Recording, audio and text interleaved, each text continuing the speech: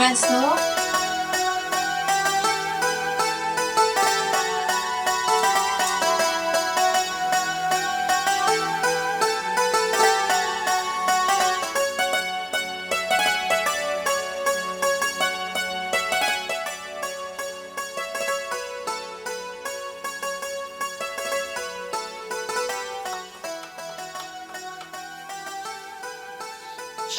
বর্ষা, হ্যাঁ বলো।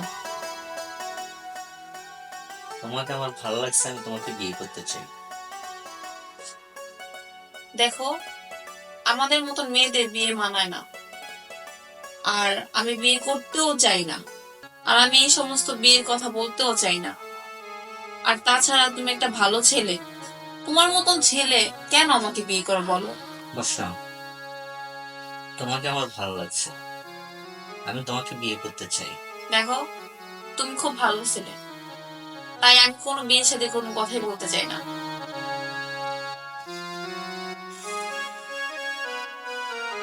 আমি সত্যি তোমাকে খুব ভালোবাসি।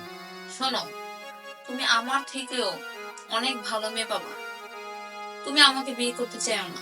আমি এখানে অনেক ভালো আছি, আর সারা জীবন এইভাবেই থাকতে চাই। তুমি শুধু শুধু আমার জন্য তোমার জীবনটা নষ্ট করো না।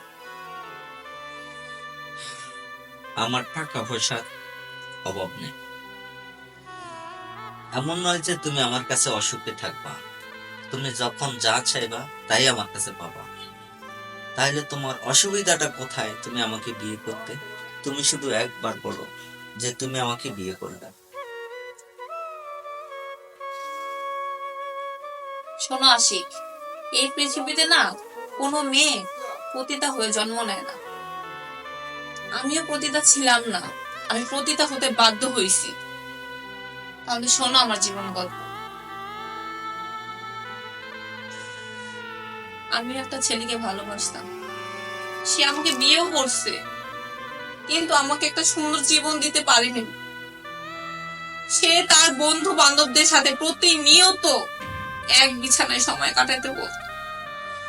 আমি যখন তার এই কথা শুনতাম না, সে আমাকে মারতো, ধরতো, খাইতে দিত না, কিছু করতো না। সে আমাকে বাধ্য করছে তার বন্ধুদের সাথে সময় কাটানোর জন্য। তুমি বলো, আমি কিভাবে এই ছেলে মানুষদেরকে বিশ্বাস করব? যাকে আমি এত মন প্রাণ দিয়ে ভালোবাসছি, সেই তো আমার সাথে বেইমানি করছে। আমি কিভাবে বিশ্বাস করব ছেলে মানুষদেরকে?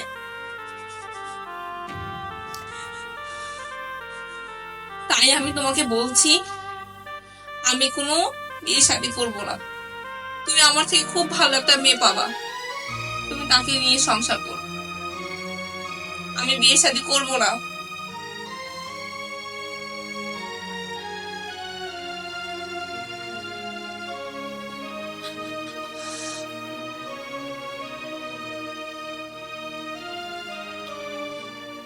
দেখো অন্য, পৃথিবীতে সব মানুষ এক না। হয়তো তুমি কোনো বদ মানুষের পাল্লায় পড়ছো, তাই তোমার জীবনটা এই জায়গায় আসছে। আমি চাই যে তোমার জীবনটাকে আবার সুন্দর জায়গায় ফিরে নিতে। তুমি অন্তত বিশ্বাস করতে পারো আমাকে।